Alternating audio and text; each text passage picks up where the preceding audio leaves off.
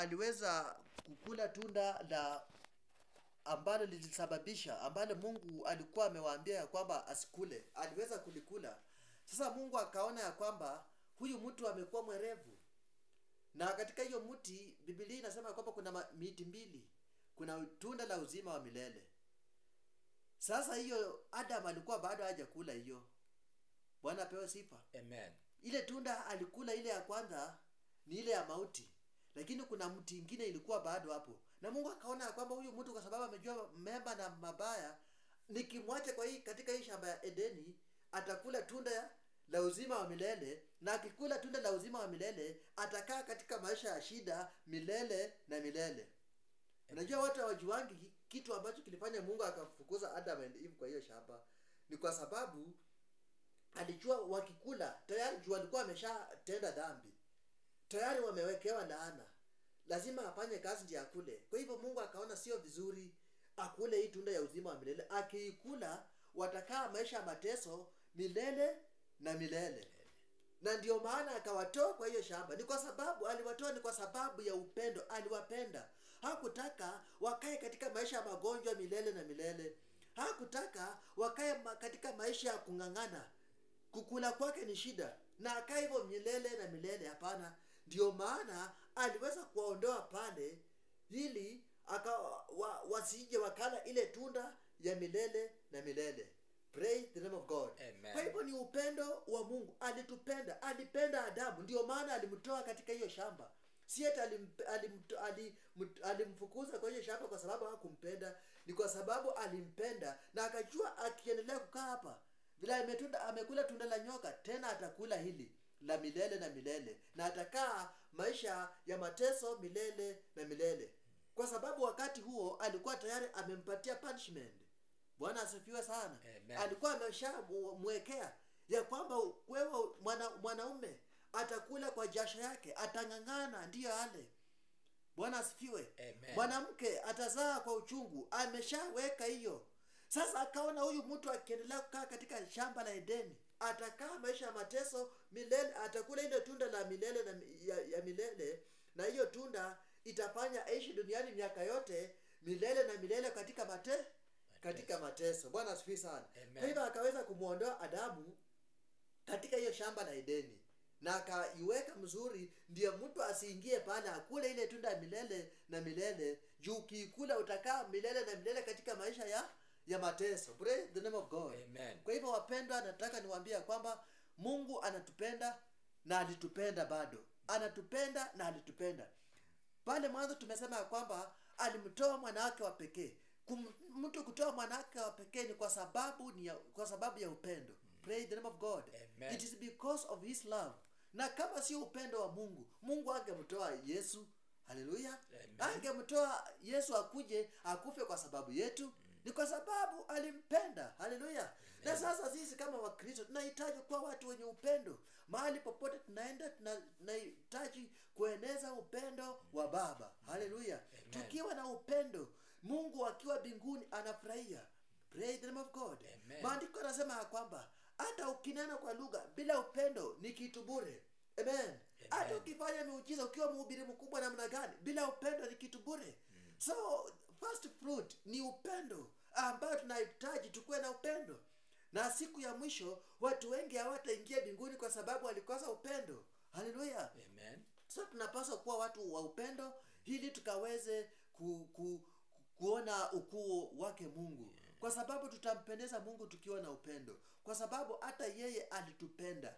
Na mtu akikupenda na wewe ukikataa kumpenda, hatasikia mzuri. Haleluya. Amen. Mungu kwa sababu anatupenda, sisi tunapaswa kumpenda. Mungu kwa sababu anapenda kila mmoja, sisi tunapaswa kupenda watu wote bila upakuzi wowote. Tukue na upendo. Amen. Tuonyeshe upendo kwa ndugu zetu, kwa dada zetu.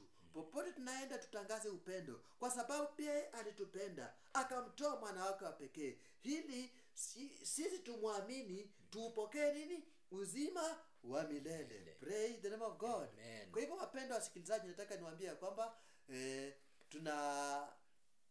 tu practice upendo, na Mungu anatupenda. Hata wakati alifukuza Adam kwa shamba la Edeni, si eti ni kwa sababu alimchukia, alimpenda, akaona kwa sababu ninampenda asikuje kukaa hapa kwa hii shamba akule tunda ya milele na milele ambayo atakaa milele na milele katika mateso. Akamweza kumtoa mahali pale na akaweza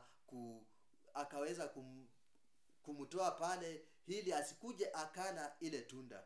Na wewe kama mzazi, ukitaka mtoto wako asifanye kitu fulani, unahitaji kumwambia usiende hapa. Sasa Mungu alikuwa anajaribu kuambia Adam asifanye hii, anamtoa kwa hiyo shamba la Edeni ndiye asikule hiyo tunda, isimletee madhara. Praise the name of God. Kwa sababu alijua nilikuwa nimemkataza na amekula. Lakini Mungu alikuwa tayari amemkataza. Amemwambia kila vitu zote kwa hii shamba ukule, lakini hii usikule hii. Bwana apewe sifa. Amen. Lakini kwa sababu naye kichwa yake akafanya nini? Akakula. Lakini Mungu bado alimpenda.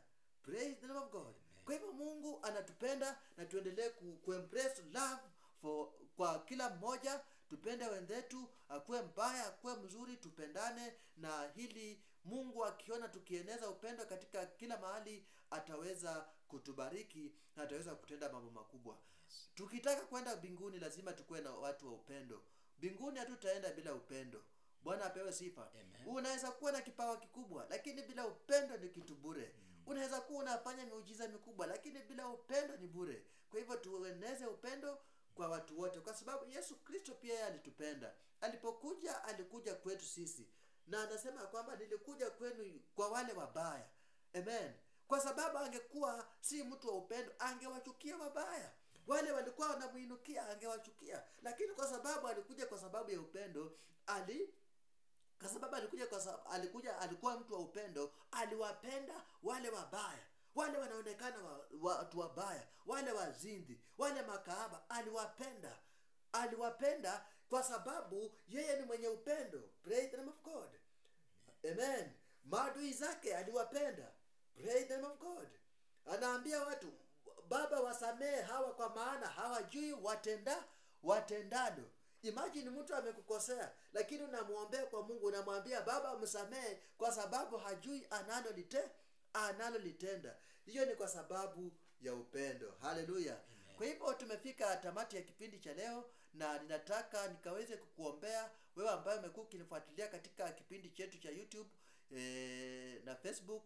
Nataka kuomba pamoja nao ukaweze kufunga macho yako, alafu tuombe pamoja na Mungu atakubariki. Baba, ni asante na shukuru kwa ajili ya mtazamaji wangu, msikilizaji wangu ambaye amekuwa akinifuatilia katika kipindi cha personal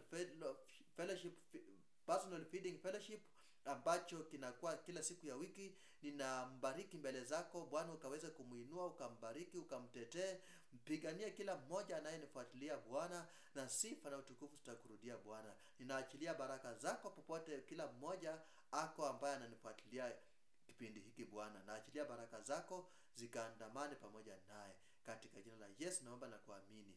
Siwezi kufunga kipindi hiki kabla sijaombea mtu ambaye anataka kuokoka. Uko pale unataka kumpokea Kristo kama mwokozi wa maisha yako, naomba tu kaombe ombi hii nyuma yangu. Sema tu, Bwana Yesu, naja mbele zako, mimi ni mwenye dhambi, futa majina yangu kwenye kitabu cha mauti, andika majina yangu kwenye kitabu cha uzima wa milele. Sema, Yesu nakupenda, nitakutumikia siku zote za maisha yangu.